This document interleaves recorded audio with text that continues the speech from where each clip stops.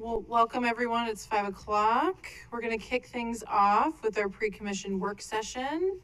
We're going to be covering the fiscal year 2024 budget revenue discussion. Welcome, Christine.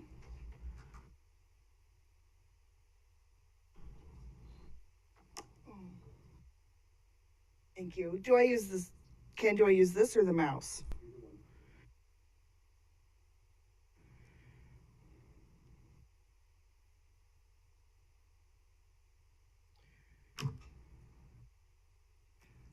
Good evening, Madam President, Commissioners. For the record, Christine Tandler, Budget Manager at the Highway District, here to go over some FY24 to 25 budget considerations. I'll go over some on both the revenue and the expenditure side. Oh, there's my next slide. Okay. Our current property tax certification is 46. You stop touching it. You stop.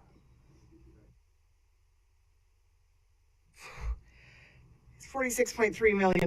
We do have available increases to property tax certification in the construction roll, which is also known as growth, in 3% allowable increase can take in any of those increments, and then the foregone available. Currently, staff is working off an assumption of a no increase, but I did want to put those amounts out there just for knowledge. Sales tax revenue, we do have $2.8 million a year.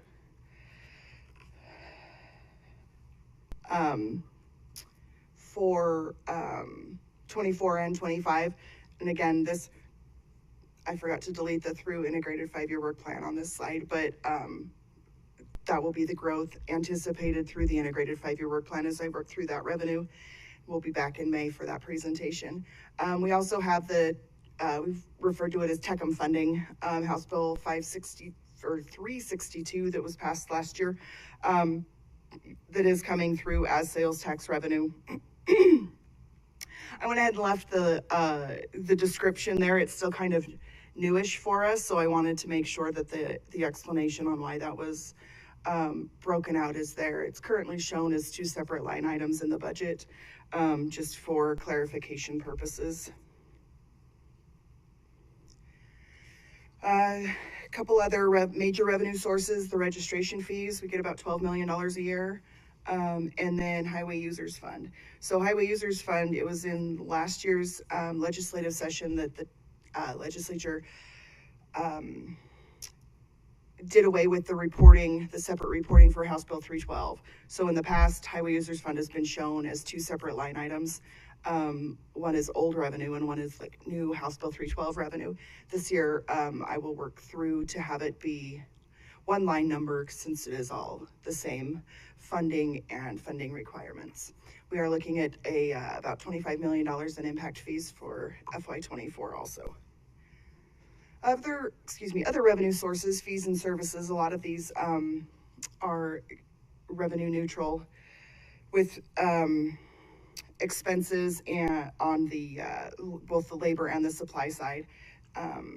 And we get about $4 million a year on that. That analysis is done annually through development and technical services to verify that we are collecting the proper amount of fees for each of those services. Other revenue sources, we have interest, disposal of equipment and property. We also have federal aid and cost share. Those are related to projects, so it varies. They can vary by millions of dollars each year, depending on which projects we have going and which phase they're in. And then another on the cost share side has to do with the NPDES requirements and signal maintenance. Those are agreements we have with our co-permittees, as well as ITD for the signal maintenance on their corridors.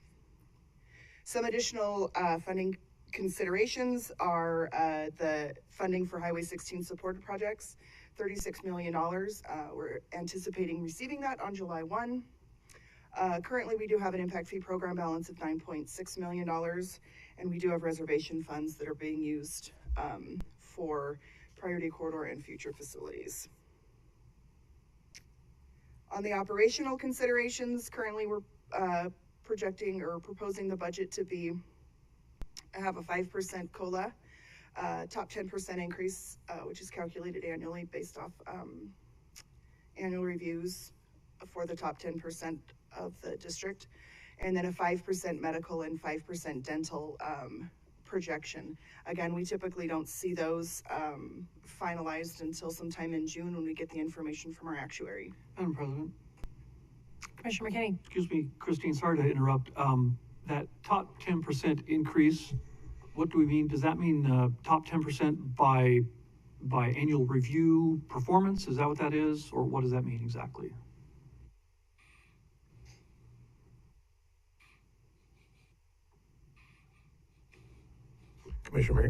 Madam President, Commissioner McKinney, great question.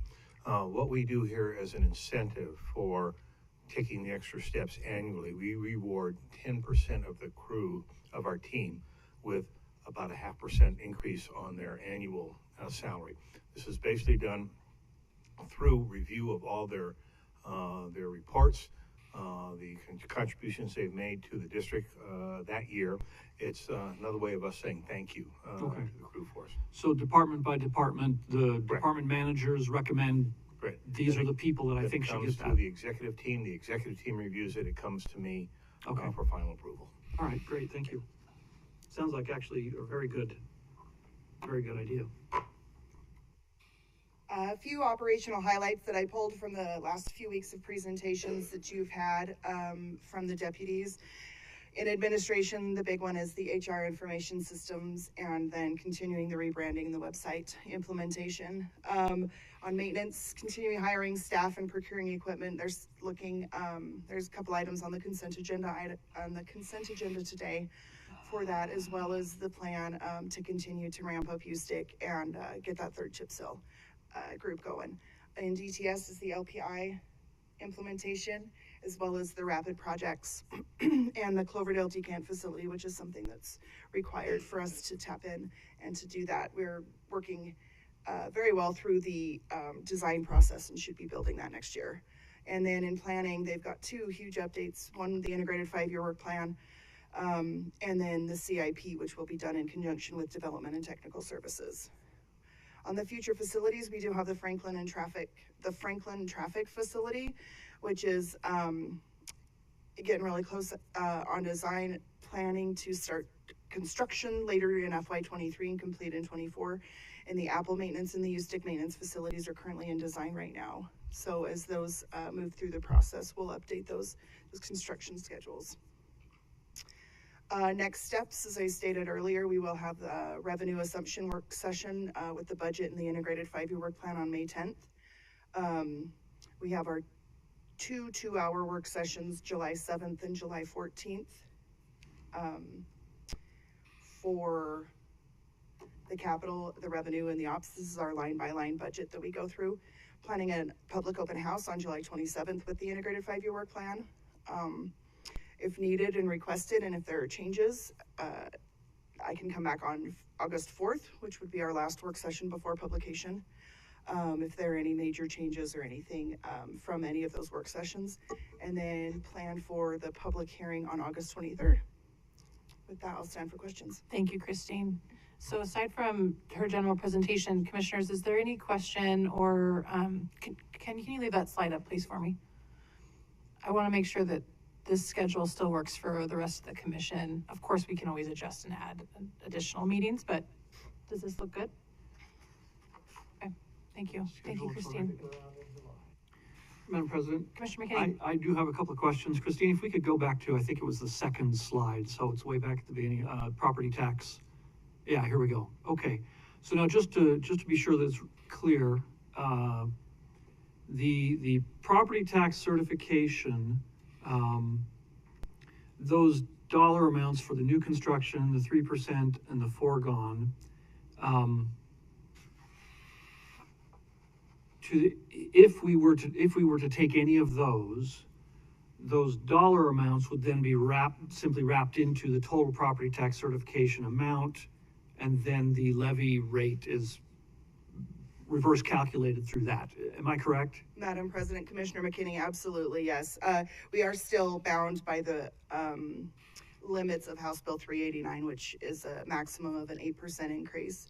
And then depending on if you're taking from foregone, it depends on if you're using it for capital or if you're using it for maintenance. And so there are some parameters there, but yes. Okay. So our current property tax certification is $46.3 million.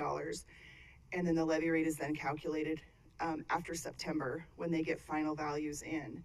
Okay. So, and then we usually get our levy rate from the tax commission mid-October, which is about the time that the assessor then needs it so that they can send out property tax bills. Okay. So we don't set the levy rate. So in any case,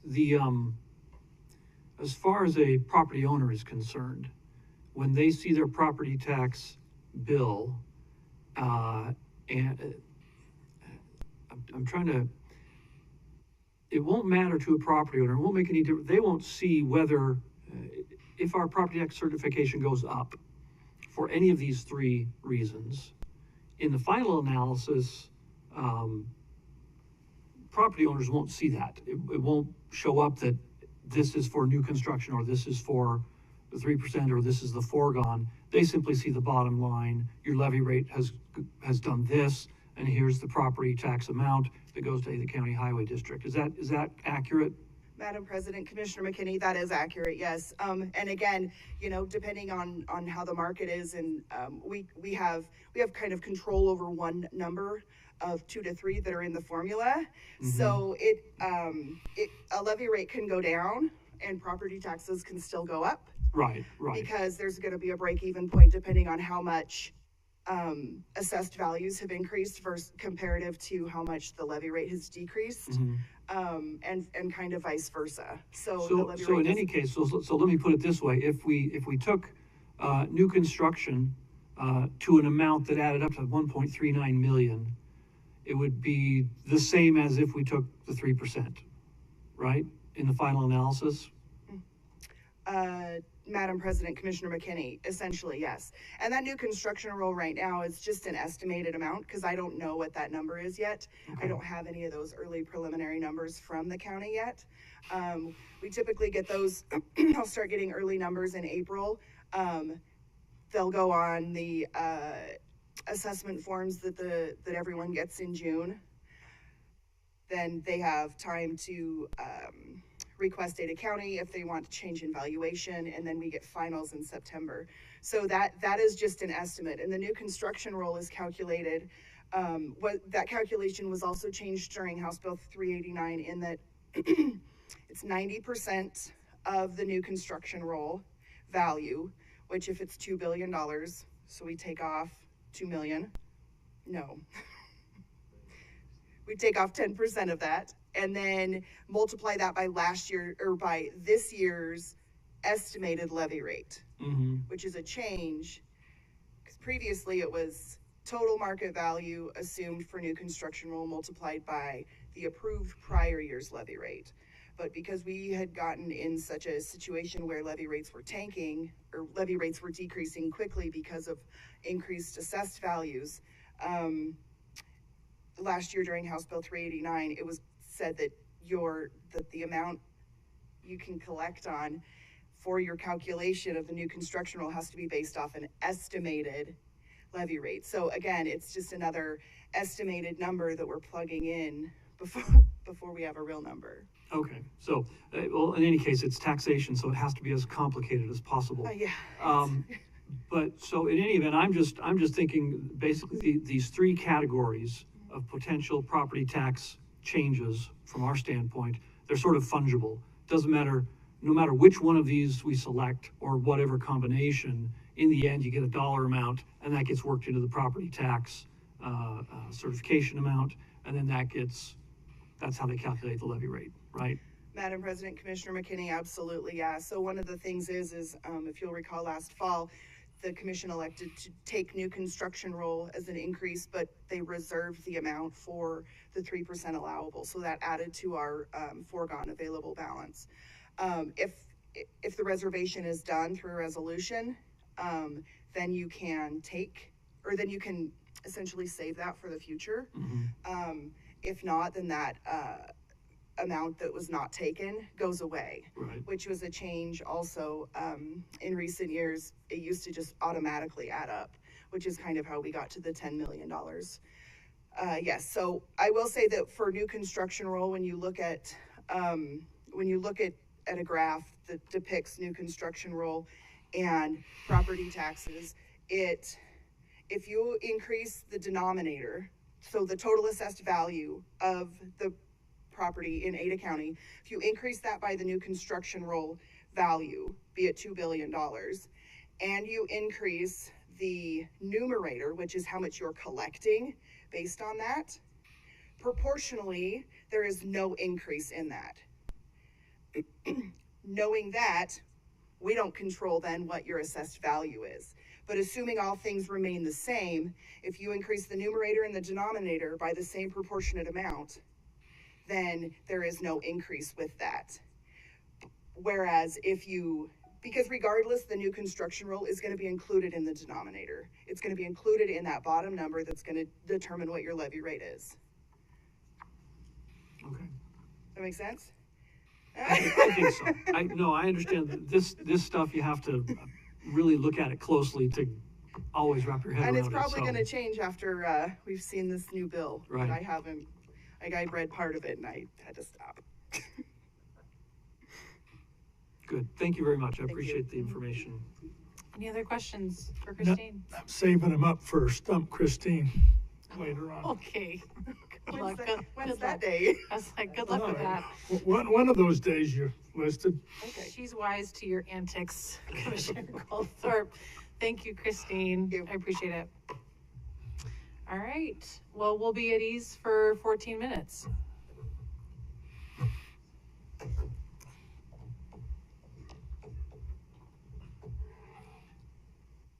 Just so you know, Miranda, there are prizes if we stump her.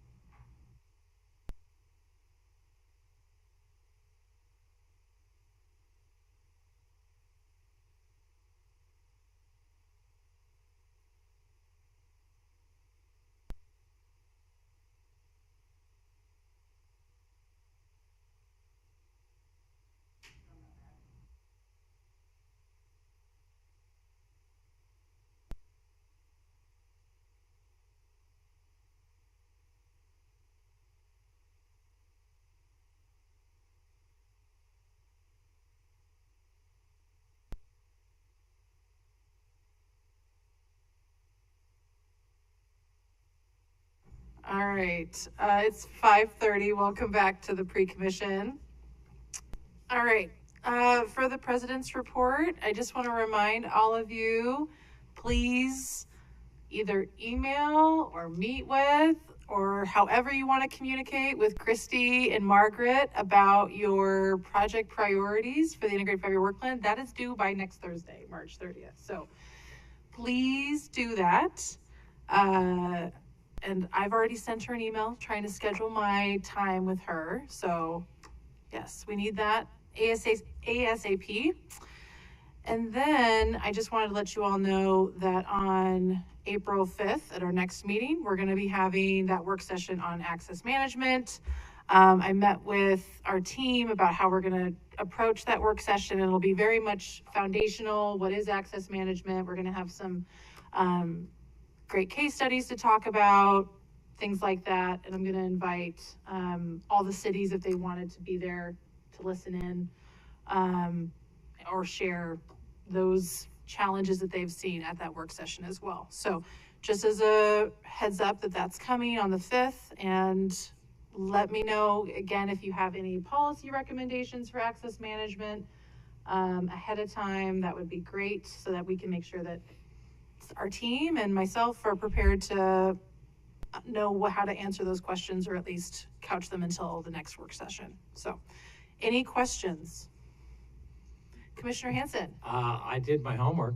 I see that. So I brought copies. I'll give it to you. I can email it too.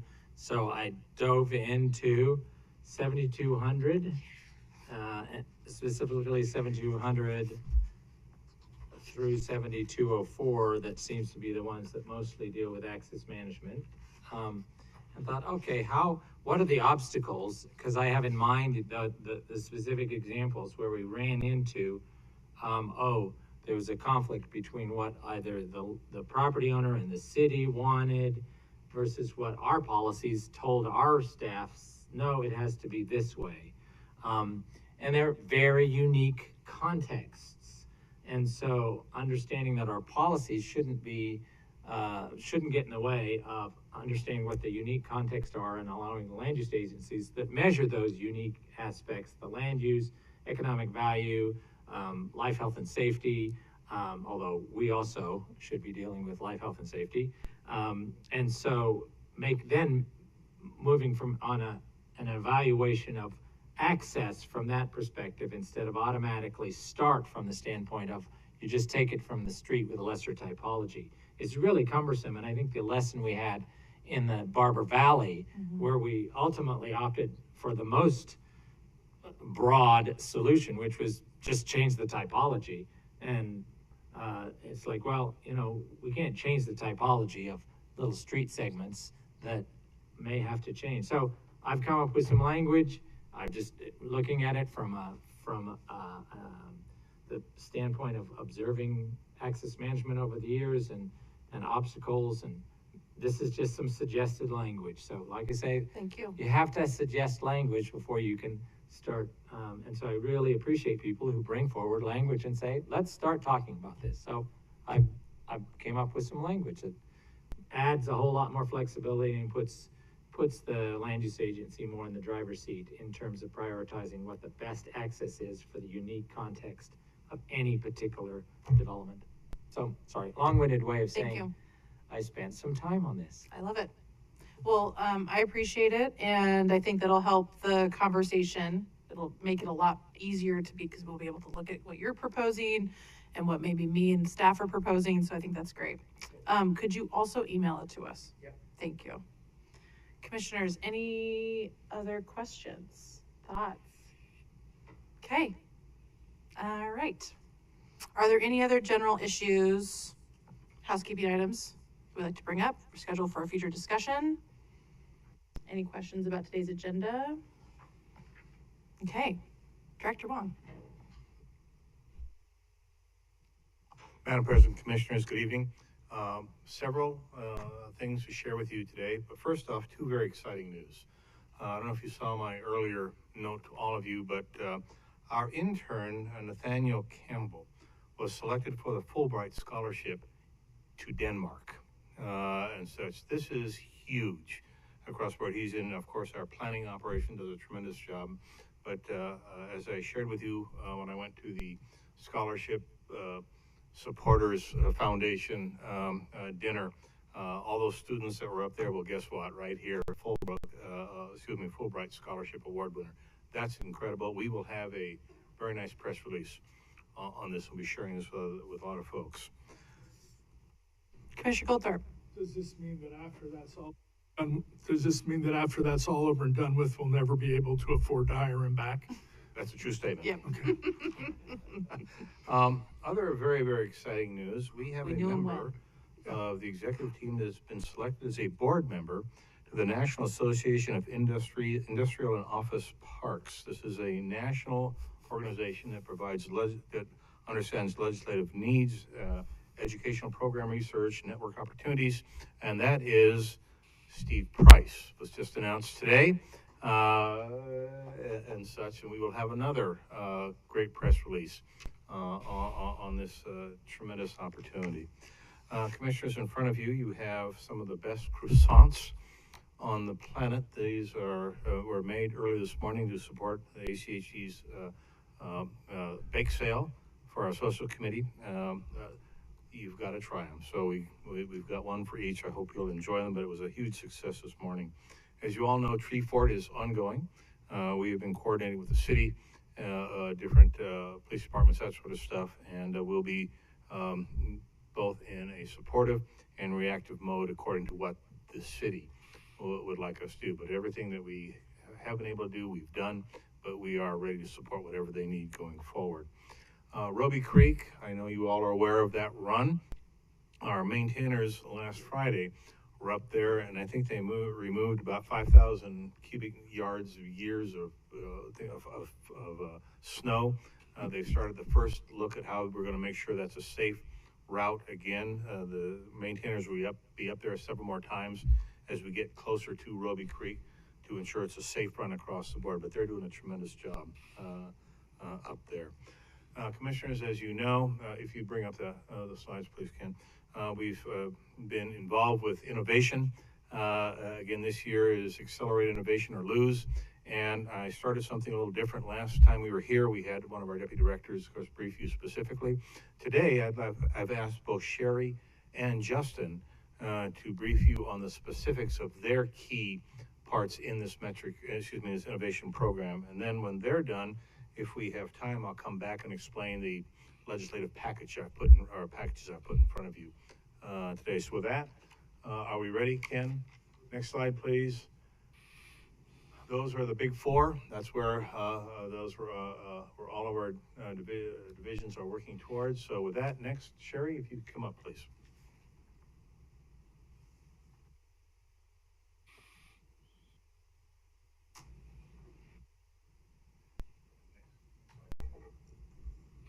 Welcome, Sherry. Thank you. Madam President, Commissioners, thank you for giving me an opportunity just to give you a brief update on our 4 HR initiatives. The first one is standing up multi-capable teams. And one of the first steps that we've taken in this process is really just reviewing all of our existing job descriptions to see if there are ways that they can be broadened to incorporate some additional duties. But the other thing that we've found as we've gone through that process is that we really are going to see some very different situations. You heard earlier we stood up some special project teams headed up by Kelly Baker and Paige Bankhead. And that is more of a special project that may not be a long-term.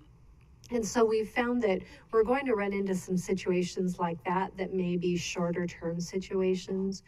Whereas other situations we're looking to streamline operations and really revamp our job descriptions to some extent. So we're really trying to identify both of those items and being able to incorporate that into broadening the skill sets of our employees.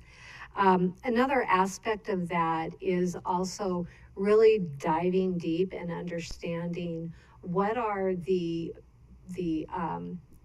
aspirations of our employees. what would they like to be doing? Are there things that they would like to grow in from a professional standpoint? And what hidden talents do they have? So finding a way to incorporate that into our existing performance management process is another aspect that we're looking at as far as this initiative. So again, it is a work in progress, but it's something that we really want to be flexible in and really being able to address the needs of the organization. Ken? Our next initiative was to reignite in-house. Sherry, I hate to interrupt you, but I was just wondering if we could go back one slide, Ken. Sure. So how are you going to be doing like a survey, or how are you going to be, administering these questions and getting that feedback? And is there going to be a report of the findings that you're going to share with us, or how is that going to work? So at this point, we're really working with each of the divisions to Okay. really determine what their needs are, because it's very much going to be individualized. And I think that in the end, we're going to see that this initiative is going to be something that's ongoing. That as the needs of the organization change, we need to put ourselves in a position that we can pivot quickly to be able to address those new needs. That may mean setting up a special project team, or that may mean retraining, addressing that through the job description process. So I think, yes, there will be a formal report, but it is going to be something that will be ongoing. Thank you. And then moving on to reignite in-house and in-person training. We're really excited in this that we have reintroduced Leadership ACHD. We did have one class that we were finishing up on, and we have 2 more sessions that will be finishing up on this with this group, and then they will be graduated. We do plan to open up the application process in April for our next class of Leadership ACHD. And just a reminder, this program has been really well attended by our team members. It's an opportunity for them to learn about all areas of the district and really broaden their leadership skills at the same time. So we're excited to be able to introduce another class for that program. We're also enhancing our supervisory training.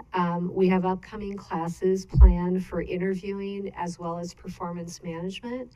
I think it's interesting to note that on the interviewing side, we're really going to be looking at classes not only for our supervisors who conduct interviews, but also for our employees who want to learn how to interview better.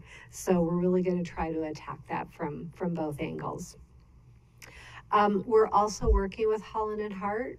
We have a couple of dates set in May that they will be on site conducting in-person respectful workplace training. And so we expect that all staff members will be attending one of those courses. We'll have general sessions that are designed for all employees, and then we'll have supervisory sessions that are designed specifically for our supervisors. We are also going to try, it's a new endeavor, to video those classes. So video a general session and also video a supervisory session. That way in off years, as we bring in new employees and as we train or promote, have new supervisors, that will have a class that they can be exposed to all of that information until we do the next in-person class. Any questions on that one? Moving on the HRIS system, we're still in this process. We're still meeting with vendors. It's really interesting to see all of the opportunities and options that are out there. We do anticipate that this will result in an RFP process. But right now we're really looking at some different vendors and see what types of options that they can bring to the table for us. And then lastly, reimagining the interview process. We have hosted focus groups, and the focus groups were people that both conduct interviews as well as people who have been an interviewee. They offered us a lot of great insight on things that they see and things that would help them as a part of the interview process. So right now we have about 13 action items that we are reviewing to see what kinds of things that we can implement from their suggestions. And part of their suggestions was the training piece. So at least one of them we've already decided we're going to move forward with in terms of improving the training for both sides of the coin there. So with that, I'll stand for any questions. Commissioners. Commissioner Hanson. Madam President and Sherry, I really appreciate this. I think this is very exciting. And I know the thing that gives me great confidence is that you're where you are to help manage as tensions and conflicts and challenges come up. I know it's very difficult in a somewhat hierarchical structure to develop these multiple teams, these multiple capable teams, because you're also saying you have multiple supervisors. Yeah. And how do those multiple supervisors view and support that? And so there's that complexity, but the confidence I have in the way that you've set this up and gradually moved forward in this, I'm encouraged and think it can be really valuable, because as you've seen in the way we deal with issues that come before us, they're not out of one silo. They require the skill sets of multiple different sets of people in the agency, and that's great. Thank you. Thank you. Thanks, Commissioner Hanson. Thank you. Thank you.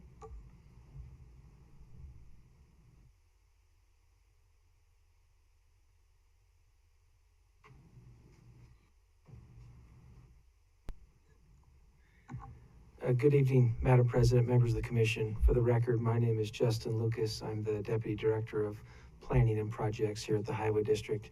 Really excited tonight to provide you an update on our fiscal year 23 initiatives. Our first initiative is really to reimagine the ACHD project team. ACHD has used a project team format for its design process for many years. The project team consists of members of ACHD staff, our city partners, and other utility providers and things like that, to really make sure that when we're designing a project, we're taking into account all of the different variables that go into a public infrastructure project. The purpose of this initiative is really to make sure, to review that kind of top to bottom, make sure the right people are on the team, and to make sure that we're properly using ACHD's resources on those teams, and we have the right people from ACHD in those team meetings. There's been some changes over the past couple of years related to the addition of a pedestrian and bicyclist coordinator. We now have the new accessibility and mobility teams stood up. So we just want to make sure that we are have all the right people on the team. And we also, the teams over the years have grown, I would say, probably a little too large. And we're looking for ways to streamline that, make the teams a little smaller and a little less emphasis on having so many people in the room to make some of these decisions. So right now, this process is being led by Diane Bevan. She's our capital projects manager. She has stewardship over the team process. One of the things that we talk a lot about in the teams is with evolving direction and changing direction from you, the commissioners, how do we make sure that that direction makes it all the way down to the project teams and that we're incorporating that consistently across the board? That's a challenge with all the different players. Not everyone gets the opportunity to be at every commission meeting and to hear directly those initiatives and things like that. I have that opportunity, and I do my best to share that information. But as you know, there's a hierarchy, as was stated, and we're doing our best to make sure the teams are all up to speed on that. We're also looking at really clear coordination between Ryan's team in development and technical services and my team in projects, and just making sure that we have, as I stated earlier, the right technical experts in there. And not only that, but that we're relying on our consultants who we hire and pay a lot of money to design these projects to make sure they're bringing forward innovative ideas and that they're proposing solutions, and that we're not always having to provide every answer to them. They should be able to provide answers to us based on their expertise. So that's a big part of it also. So you can see some of the questions we're trying to answer as we go through this process. I do anticipate a report out of this from Diane and probably some recommendations of how we will move forward into the future once this initiative is completely solidified. Next, this is similar, but we have a process at ACHD called scoping. And this is, every project starts with an idea, and those ideas are sent to us by commissioners, by citizens, by members of the city council through their lists, their request lists. And I wish we could take those ideas and immediately implement them into projects, but it's a little more complicated than that. We have to go out and do an initial, what we call scoping trip or scoping analysis to basically get a basic idea of what the project is. It's not perfect. We don't have all the decisions made, but we get a basic idea of what it is. And then we were able to develop a cost estimate. And that initial cost estimate is very important because that allows us to begin the programming process. Through the years, the commission has emphasized the need that when we're bringing projects forward, that we carefully monitor what it is, how much it costs, and what we're doing, which is how we do the integrated 5-year work plan.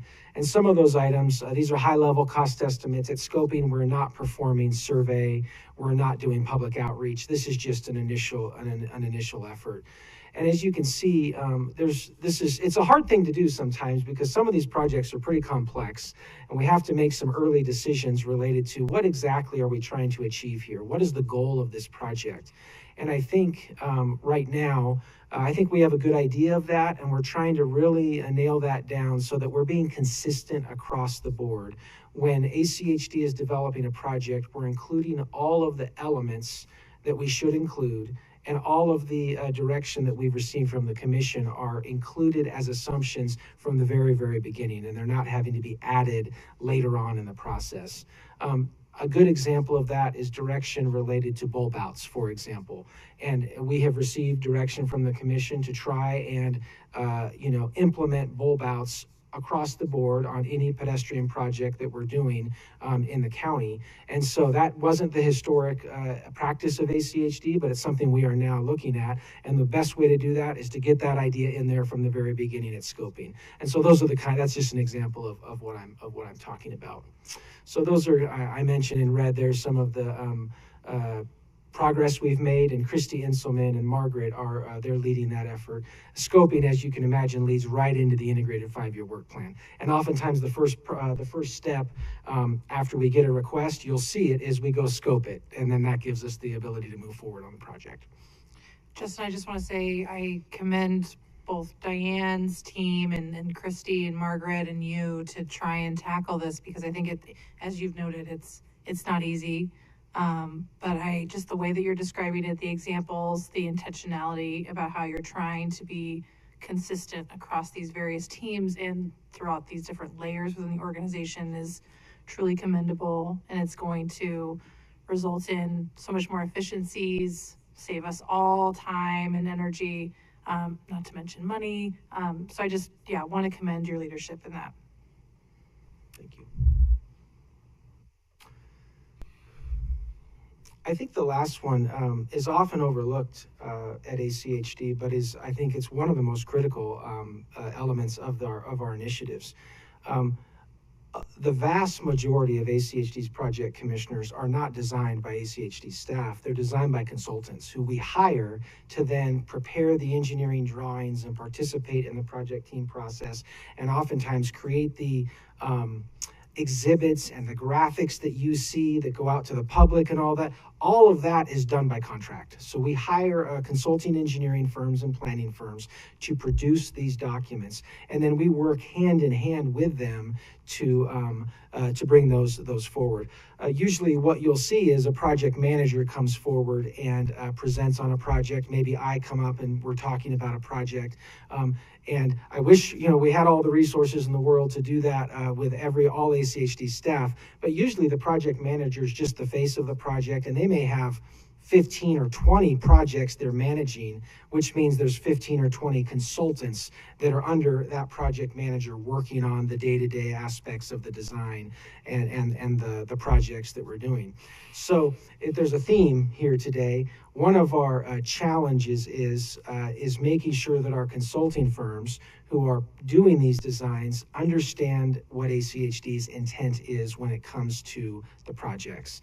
And we can provide a scope and we can do all those great things, but ultimately it's handed over at some point to a consulting firm to design. And I'll give you an example. When ACHD made the shift from bike lanes in the street to the multi-use pathway, the side path that we're now pursuing on arterials, that was a significant, design change and I would say a shift for the agency. And something like that, the consultants, they have a lot of questions. Well, what does this mean? And this is not how you used to do it. And what are the standards? And how wide is the buffer? And so there's just a lot of questions that come up. They don't automatically know what we're doing there. And there's not always perfect guidance from the guidebooks that exist, AASHTO, NACTO, FHWA, and other guidebooks. They give guidance, but they don't give you every decision point, and there's a lot of nuance in those decisions, and there's a lot of things that come up related to ADA and how does that work, and what do you do at the intersections, what do you do at the transition points. And so near the end of this, and a large part of this effort is going to be to really sit down with our consultants. We plan to actually have 1 or 2 workshops later this year to sit down with them all in the same room, all the different firms that we work with, and say, okay, you've seen a lot of changes, you've seen a lot of things happening, here's what's going on, and to get them kind of some of the behind the scenes, here's why, here's what's going on, and here's what we want to do moving forward. And I'm hopeful that will kind of reset the table so that we're not having to answer all these questions project by project by project, that the consultants are proactively including these features in their designs, and they don't have to ask us, well, that's not how you used to do it, and now you're doing it this way. We want to make sure that it's really integrated from the very beginning, and we're not having to explain ourselves over and over again. So that's the main purpose of this initiative. Tom Laws and Diane Bevins will lead this effort, Tom being our planning manager, and he'll primarily works with the planning consultants, and then Diane, obviously, through capital projects, she'll take care of that side. So that's our 3 initiatives. I think you can see a theme that goes between the 3 of those, and we're excited to carry those forward and make progress this fiscal year to hopefully set ourselves up well for the future. Thank you, Justin. Commissioners, Commissioner Hanson. Thank you. It's all really good. I echo what Commissioner Pickering said about the scoping and the context sensitive, unique. Every single area is unique. But what you said about really understanding how consultants come to the table with a wealth of knowledge, but they also expect, okay, I'm going to be paid for this project, and this is what you need to see. You're my employer or contractor, so I'm going to first look to you, and you tell me what to do, and I'll do it. Even though the knowledge they have and the experience they have in other communities, in the other parts of the region, they've done other innovative things, and don't necessarily in the past have felt invited to suggest these other things we haven't considered in the past. So this is really important, being able to empower the consultants and all of their expertise to bring in that knowledge and help educate us and vice versa, so that we can then operationalize what we discover in our scoping, that, well, there's some unique contexts. All neighborhoods are unique, but there's some unique contexts we need to address here. What are your experiences in in other places where you've done some of these designs? And I think so the consultant gets out of the mind frame of, okay, in order to get paid, all I need to do is just please, project manager, and then that's it. I'll move on to my next project. And No, we want to tap deeper into their knowledge and experience, and I really like that. I think that then delivers a whole lot more value to the taxpayer for the contract that we have with them. Thanks. Madam President? Commissioner McKinney. Thank you, Justin. Just to a comment and a question. I was interested, or I thought it was interesting there in your last slide, something about the unwritten standard practices. How do we communicate those with consultants? And of course, the first thought that comes to mind is, well, let's write them down and share them with the consultants. I know that's easier said than done, but obviously that's a place to start. You mentioned at the very beginning, though, about deciding how big to make project teams. Too big, too small. Can you give me an example of the type of situation or a situation where, how that's considered? Yeah, I have a hopefully a pretty good example. So historically, ACHD on the project team has had a member of ACHD's design team. So ACHD has an in-house design group led by Matt Deegan. And historically, they do their in-house design work. And they've also had a member of that staff sit on every ACHD capital project team. And as we looked at that, we started thinking, is it really necessary when we hire a consultant designer to also have a designer from ACHD sitting at the table? There seems to be some redundancy there. And I think maybe inadvertently we were providing some QA, QC for the consultant because they knew when they submitted plans, they were going to have an ACHD designer reviewing those plans, which isn't necessarily required. It's just something that ACHD has done historically.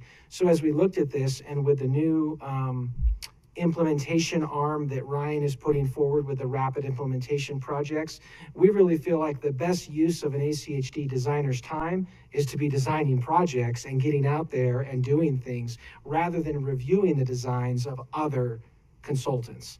And so Commissioner McKinney, that's an example of the type of modification we're considering when we say, do we have the right people in the room, and do we have maybe some redundancies built in that aren't necessary? And I want to be clear, we are not cutting out our technical team from review of ACHD's projects. That's not what I'm saying. We're reimagining how they perform that review and who that review is funneled through. And in this case, maybe we funnel the review through the supervisor of that design team, and maybe he or she doesn't have to come to every project team meeting, but they're just performing kind of a review function just to look for those maybe big things that could come up, rather than being involved in every discussion about ramp type and curb in this, that really the consultant should be able to provide us. That's why we're hiring them. Okay, great, thank you. Thank you, Justin. All right, it is now 6:02. I'm going to go ahead and call the meeting to order. Welcome everyone in person and online. Please join us in standing for the Pledge of Allegiance. I pledge allegiance to the flag of the United States of America and to the republic for which it stands, one nation, under God, indivisible, with liberty and justice for all. Thank you. The first order of business is to adopt the agenda. So moved. Second. Any discussion? All those in favor say aye. Aye. Any opposed? All right, next order of business is to adopt the consent agenda. Items on the consent agenda are considered routine and are action items unless otherwise noted. The consent agenda is enacted by one motion. There is no separate discussion on items on the consent agenda. If a commissioner or citizen would like, they may request any item be removed from the consent agenda and placed on the regular agenda. Do we have any requests for that? Okay, I will entertain a motion to approve the consent agenda.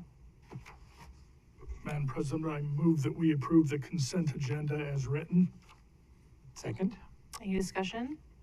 All those in favor say aye. Aye. Aye. Any opposed? Okay, so moving on to the regular agenda, there are no agenda items at this time. So the next order of business is public communications. Does any member of the public wish to address the commission? Karen, is there anybody? I see someone just joined it early. Okay. All right. Well, ask Sean to say something. We won't put passed you Sean. on the spot, Sean. All right, so there being no further business before the commission, the meeting is adjourned.